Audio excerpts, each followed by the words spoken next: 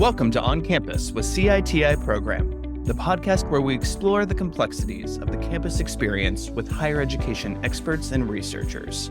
I'm your host, Ed Butch, and I'm thrilled to have you with us today. Before we get started, I want to quickly note that this podcast is for educational purposes only and is not designed to provide legal advice or guidance. In addition, the views expressed in this podcast are solely those of our guests. Welcome to another episode of the On Campus podcast. As we continue with the season's theme of the Engaged University, this episode talks about study abroad and the health considerations that students, families, and universities should consider. Today's guest is Dr. Wilbur Chen, who serves as the director of the University of Maryland, Baltimore's Travel Medicine Program. Welcome to the pod, Dr. Chen. Thanks so much for having me. It's a great day. Of course, I'm excited to talk about this. So, to get us started, can you tell our listeners a little bit about yourself and your background? Sure. I'm an adult infectious disease physician scientist. So that means that I both practice infectious diseases broadly, but also do research predominantly on vaccines for developing country settings. Very good, very good. Well, this is a topic that I really enjoy. I worked when I was worked in higher education. I did a lot with international programming, so I'm excited to kind of go through some of this. So to start, I guess, study abroad, we often see as one of those kind of highlights of a student's college experience. But it does come with some unique health risks, obviously. So from your perspective, what do you think that universities should really prioritize when preparing students to study abroad? Yeah, so I think that these study abroad programs are a great way for a person to learn about non-US kind of experiences, cultures, morals, ethics, whatever. It helps to ground us as humans and our interactions in the way that we think about our place in the world. So that's just kind of my way of saying that these study abroad experiences are terrific. Now, some people will study abroad and they'll study abroad in a well-developed country. And, you may go to the UK, London School of Economics, you may go to Paris or something else. And those would not have unique health risks necessarily. But we do want to consider when people want to go to more developing world settings where there will be less resources, that there will be potentially some medical risks and health risks. And some of them might be just if you're going to a place that's in the tropics, there are a lot of tropical diseases that we need to be aware of. But there may be, if you're in a place that doesn't have good access to clean water, sanitation, and hygiene, which again would be a low resource setting, then you may have other types of risks that you might need to be aware of. So all of these things need to be considered. Now, even a healthy, a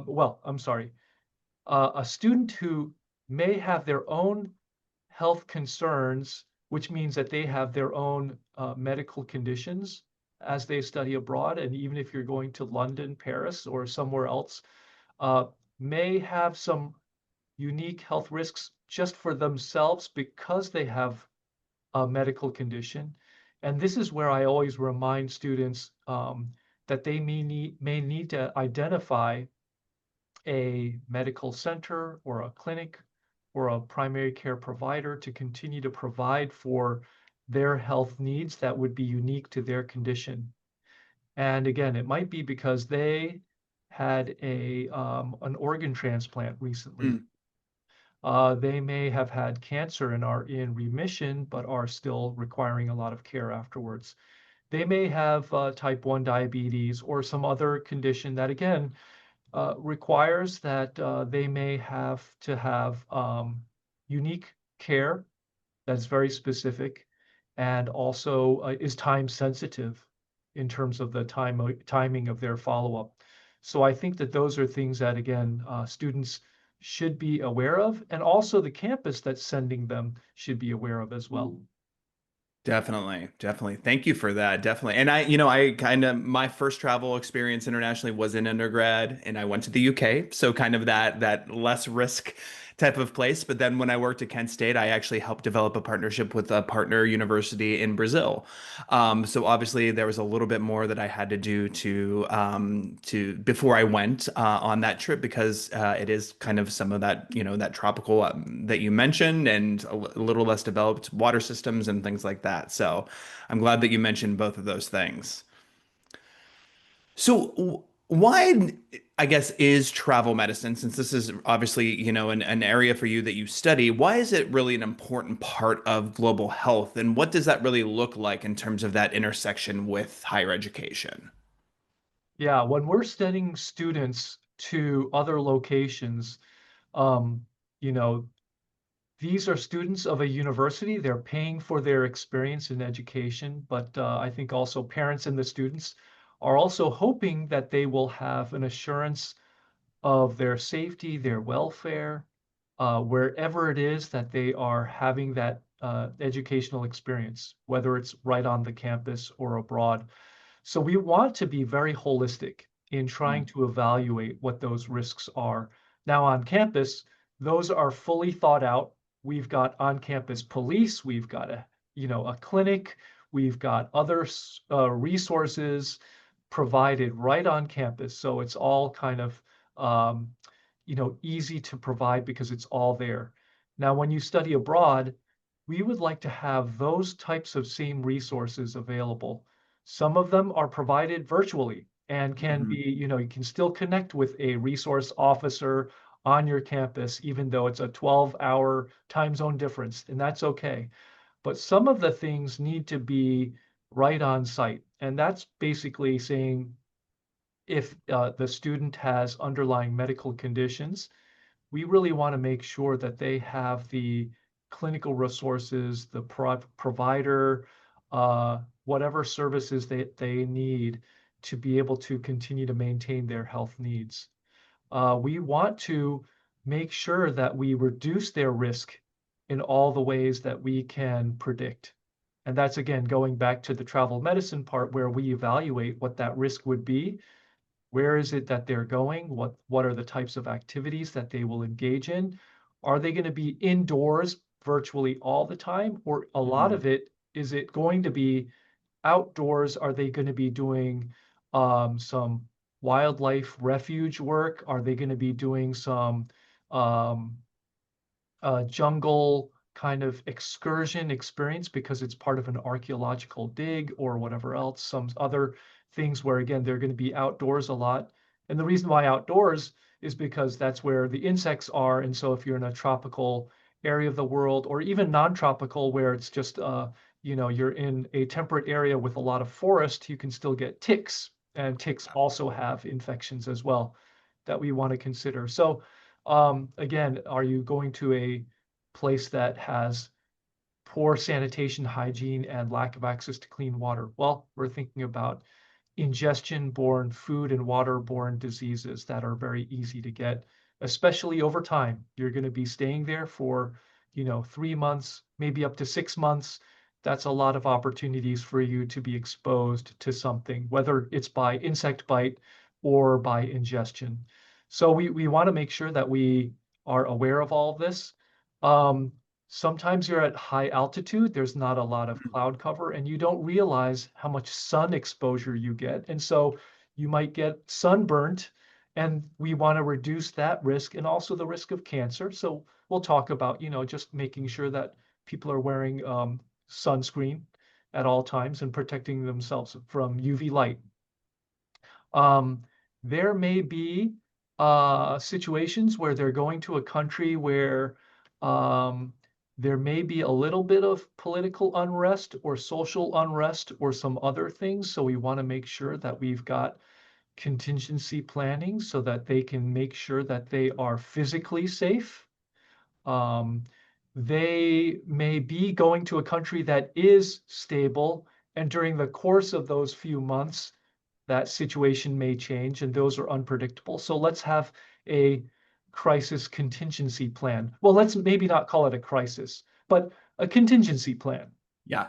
for getting to a safe place, evacuation, whatever else. And those don't need to be uh, heavily fleshed out into uber detail for stable countries, but let's just have planning in place so that they know exactly where the US Embassy is in country, who are the individuals that they can contact, those sorts of things. So I think that again, those are things that could be prepared for and could be discussed during a travel medicine practice or even other campus resources that the university provides.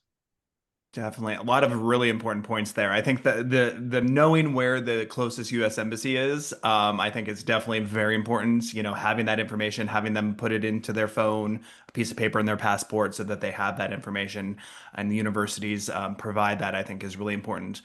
And honestly, something I didn't think about, the altitude and sun exposure, that was a really helpful tip, I think, as well. Not something I definitely would have not necessarily thought about. So that was a really good one in there as well.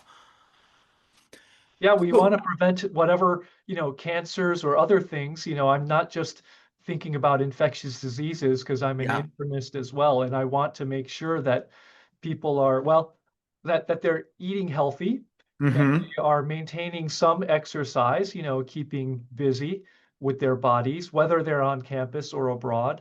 But also, making sure that we prevent future skin cancers, that they practice safe sex while abroad.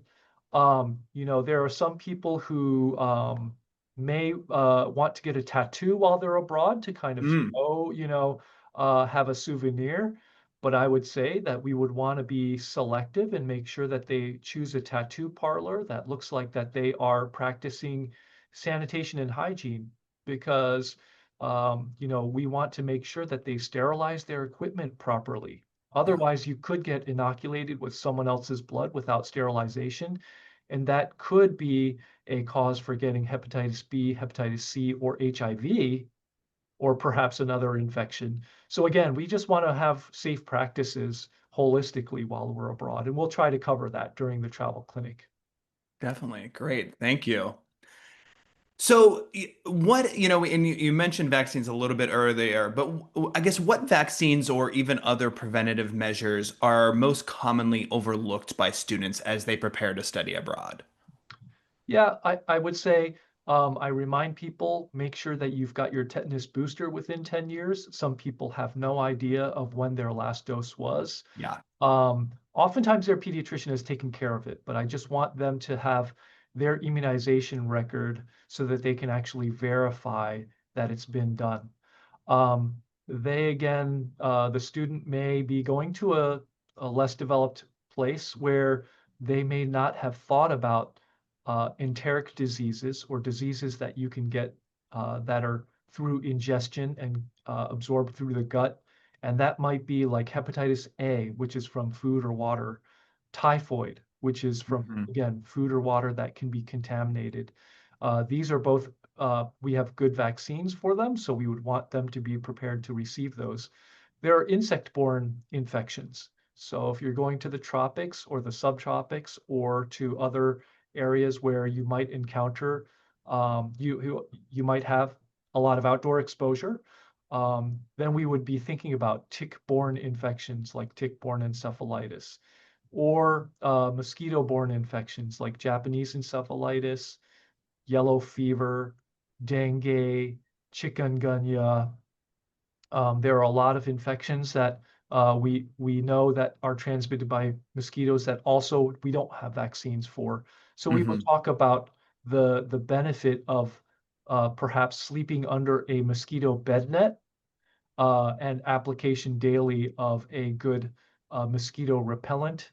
And perhaps if you're, again, doing a lot of outdoors activities as part of that, maybe you would have some clothing that you wear outdoors that you would pre-treat with permethrin spray, which is a protective coating of insect repellent that remains on the clothing, and it's typically good for 5 washes. So you don't apply it every single time you Oh, go wow. outdoors on a daily basis, but you would apply it routinely to that clothing. And that's another insect barrier that prevents you from getting bitten. So a lot of these strategies are things that we try to do to reduce the risk of that travel. Yeah, yeah, definitely. So I'm sure as you talk about, a lot of these things, you probably run into this a little bit, but I guess how do universities really look at that balance of making these recommendations, but also then, of course, respecting student autonomy and choice? Yeah, it's always a risk benefit. Um, Part of it is just really identifying what are the risks of that travel. And again, the students travel abroad, even if they're going to the same country as another student, the coursework that they're doing, the actually activities that they engage in might be different, and there might Mhm. be different risks that we would discuss in that instance. So it's very much individualized risk. And then we would talk about the benefit. And part of the discussion of the benefit, which is going back to student autonomy, is making sure that they truly do understand their risk and the benefit of vaccines. And the reason why I mentioned this way is because um, now currently there is a lot of national discourse on questioning the value of vaccines, questioning whether or not these vaccines actually have risks in them, with them. And so making sure that we actually discuss what is um, true about the benefit of vaccines versus what is some of the misleading or falsified information that might be disseminated that people hear these days. Hmm. And again, we want to make sure that we counter some of what is easily disseminated right now to people and discuss possible misconceptions, because student autonomy, again, should be about having correct information to make decisions. So if you have incorrect information and you make decisions on that information, then that's not true autonomy. That's really making poor choices. So I guess I just want to make sure that there is space for that discussion Hmm. with the student. Some students come equipped, fully knowing or may not know, and need to be educated. And so, again, we want to make sure that the university is creating that space, whether it's through, again, providing those resources and having that travel medicine practice visit or other things. But we want to make sure that they are given good information. Yeah, for sure. Yeah, we want to make sure that they have all the knowledge that they can going into it. So you did mention a few of these, like, food safety, water quality, and things like that. But are there other health considerations that should be part of pre-departure training when kind of looking at that holistic student experience that you mentioned? Yeah, some students may want to purchase travel insurance. And Mm-hmm. again, this might be for places where, again, less developed or places that are difficult to access. So it might be that it's far away and maybe an island nation in Oceania. And so just because of where it's remote, but the conditions are very nice, perhaps they just need to have travel insurance just in case, And again, it's very much individualized because some people perceive risk differently than other people. So that's one thing is that um, again, for the student who has any underlying medical conditions, we want to make sure that they have a good full listing of their medications and that they maintain them. All students should probably have scanned all of their essential travel documents, which means their Mm-hmm. passports, driver's license, medical insurance information, whatever else, and maintain that somewhere safe as well, just in case if they lose some of that, if God forbid their wallet gets stolen or whatever else, that they can recover that information. Having contact information as well for key people that, for if anything happens, so relatives and friends, just in case something happens, certainly. So I think all of those would be inclusive in making sure that you're well prepared for that travel.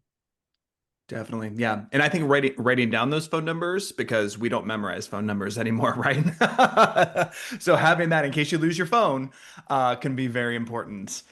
That's right. So sometimes you might want to like email it to yourself and put Yeah, it in a folder because if you lose your phone, you lose everything. So you might have scanned it, you put it in your phone, but if you lose your phone with your wallet, then how are you going to recover it? So make sure exactly. that it's electronic, available, and somewhere else where you can access it from anywhere.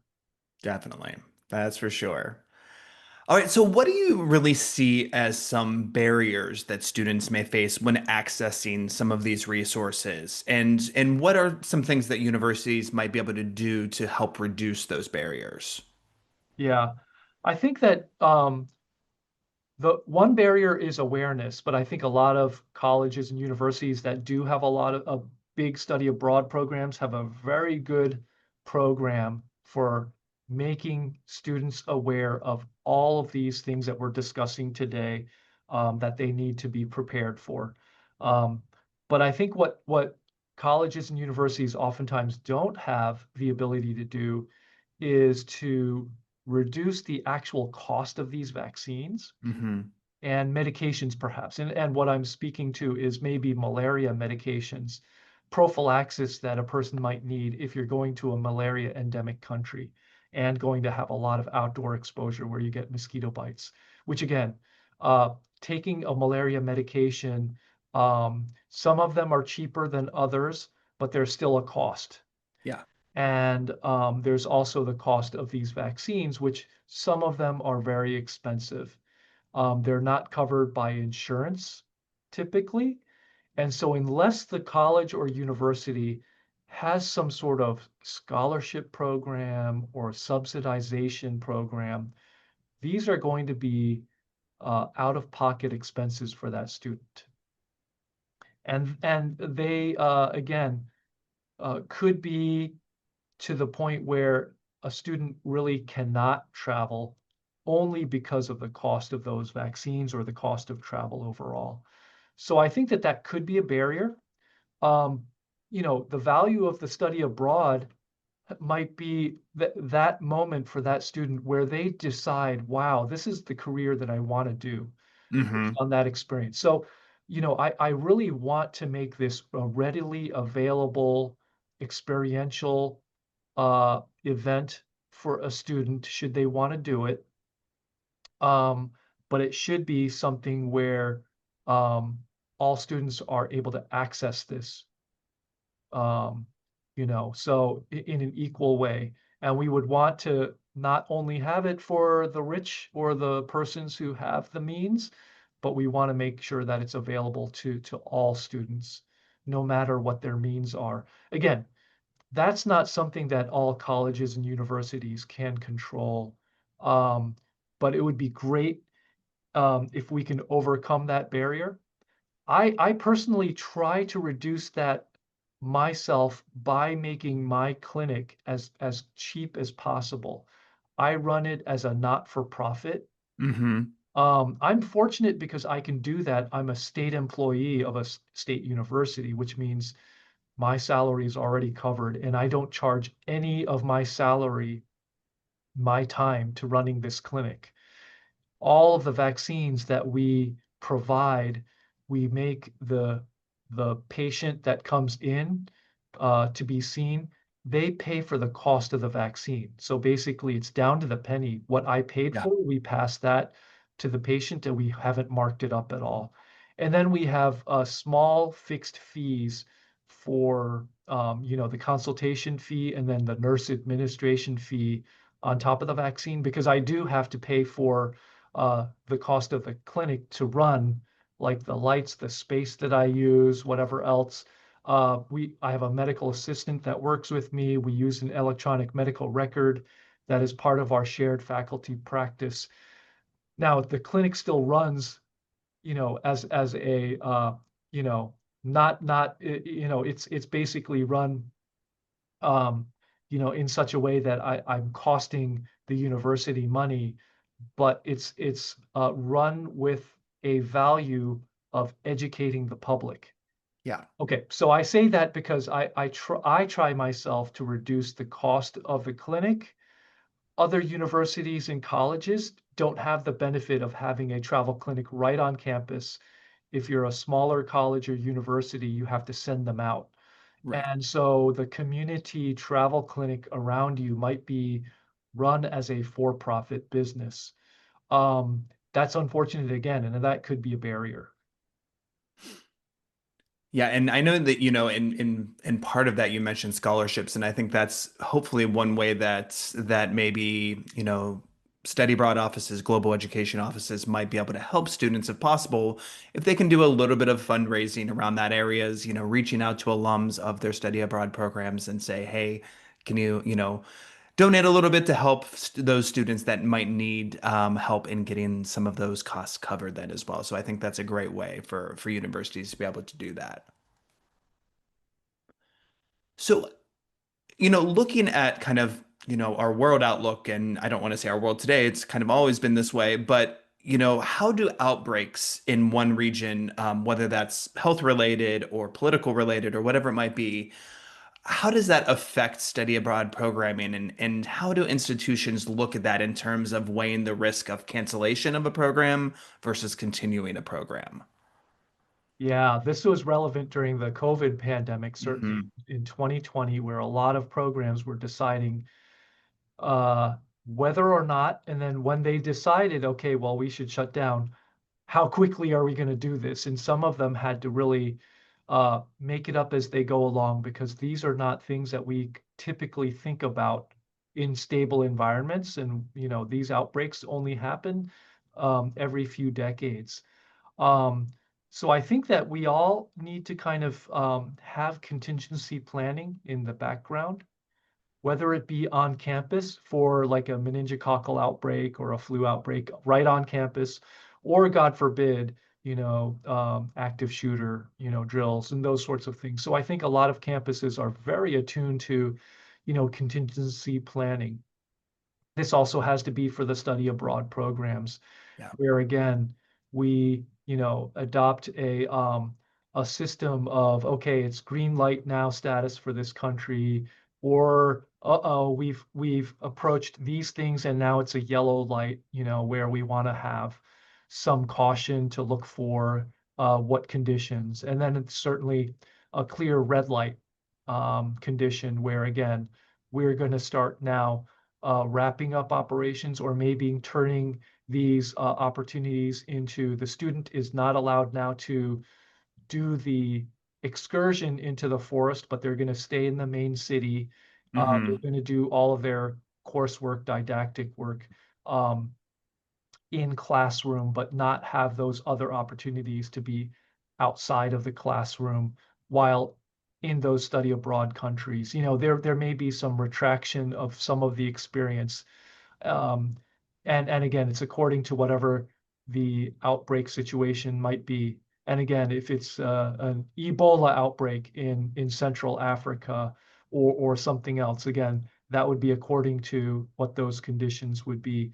Um, that implies that you would have um, the leadership and admin putting these contingency plans together with subject matter experts. So Hmm. with someone who, like myself, is an infectious disease expert and global health, but other people as well that would be in the room putting these plans together. So I think that, and again, how rapid you would close a program, again, would be according to the severity of the outbreak. It also, again, I mentioned earlier, is it might not be an infectious disease outbreak, but it might be another condition, and it might be, again, evolving social unrest. A lot of times when there is an election coming up or post-election in a country, there might be, again, some political unrest where, again, the election was perceived as perhaps not fair, or the outcome was not perceived to be the outcome of a large majority of the population, or maybe a minority of the population who is very vocal and active.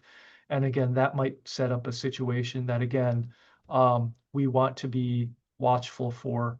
There may be instability even in the financial markets. And so again, Yeah. there might be a currency that begins to crash or something else. So again, just all of these world things, which is again, I think part of the study abroad experience is realizing that um, many of the luxuries and things that we enjoy in the US uh, may not be realized as true luxuries, and that we take for granted some of the stability that we experience. And so when we study abroad, we realize that a lot of the things that we assume are always there are actually held up because of long-standing infrastructure and investments that civil society has made Yeah.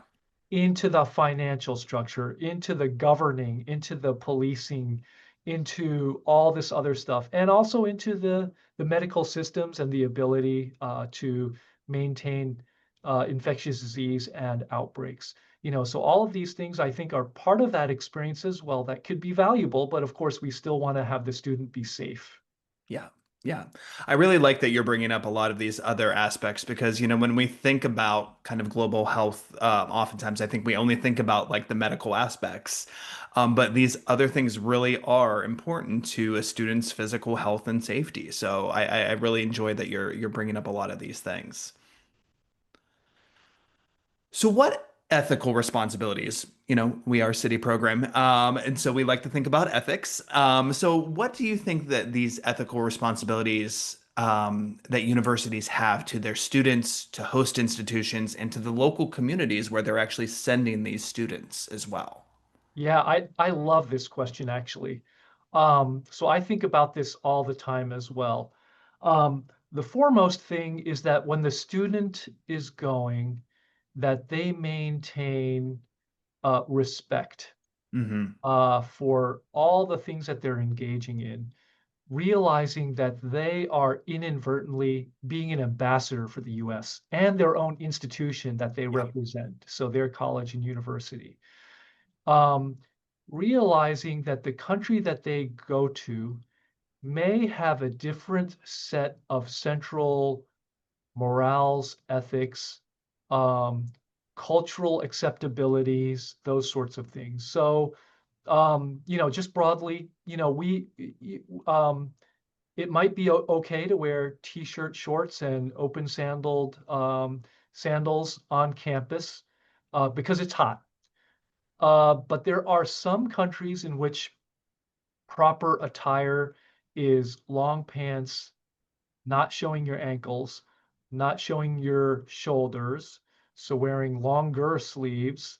But it is hot, so you want to wear breathable clothing. So again, wearing attire that's respectable, um, perhaps covering your head or not covering your head, or other things, again, might be again. And we want to maintain that even though it's not our own kind of way of normally wanting to dress in what we feel as so-called comfortable, but maintaining that we want to be respectful to the people around us.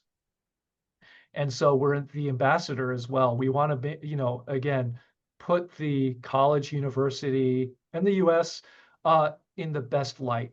And so we want to maintain an ability to do that, the way that we communicate.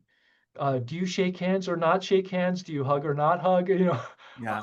I don't know. Some cultures you maintain eye contact. Some it's actually offensive to stare in someone's eyes. Again, I just want to have people be very open-minded and be very accepting of what the social norms are. And that would be a way of, again, the ethics is really just kind of maintaining that ability to understand what is normative in that culture and adapting to it, and maintaining an ability to exchange information in a way that works for both societies. You're representing the U.S. society, of course, as you study abroad, but understanding what the society that you're visiting also maintains as normal. and to have that exchange in a way that, again, is beneficial for both parties. So, again, we're trying to build, bridges between these countries as we study Right. abroad. Um, I oftentimes think about, the fact that we do not want to have the colonizer attitude when we go to a country. For sure.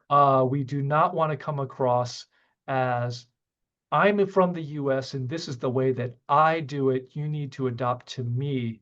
Your norms don't, agree with me, and I'm going to make you agree with my norms rather than, so again, um, you're the guest.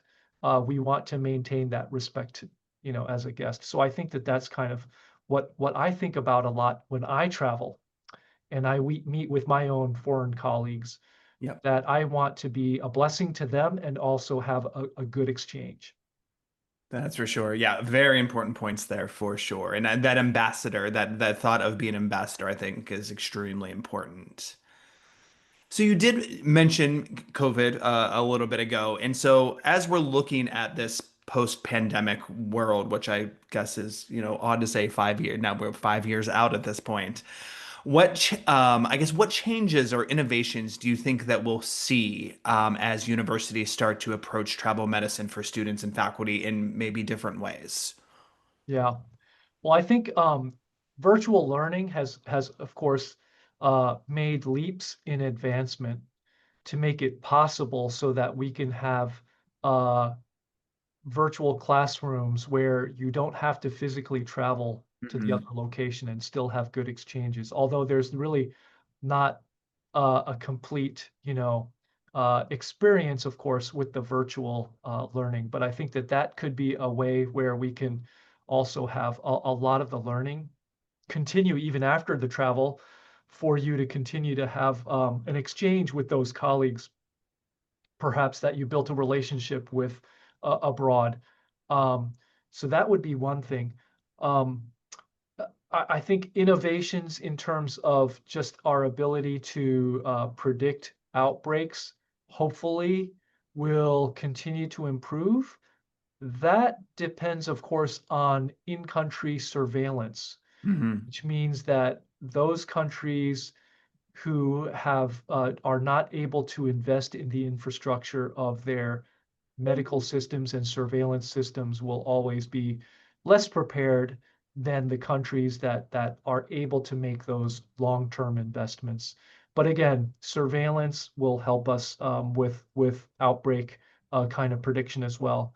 Um, Another thing that I'll mention, just as we're in this post-pandemic world, or we're just basically in the 20,000s and going on in this century, um, climate change, global warming, um, the changing weather patterns also have changed, where some of the weather is less predictable, where we Hmm. have larger swings in weather, whether it be extreme drought, or extreme rainfall, or wind, hurricane, monsoon, whatever you want to call it. We might have extreme swings. Now, we might have gentler winters and then followed by extreme winters, whatever it is. So a lot of this is also going to perhaps affect that travel abroad. Um, and again, those are things that we need to keep abreast with. So and again, right now, political alliances of countries are changing, shifting, and have always been doing that for centuries, millennia. Right. But they continue, and we watch them evolve. And again, some of it with the uh, information exchange so quickly, decisions are being made through social media sometimes, and that means that conditions can change, or even misinformation can be exchanged so quickly now. So I guess it's just we need to remain flexible.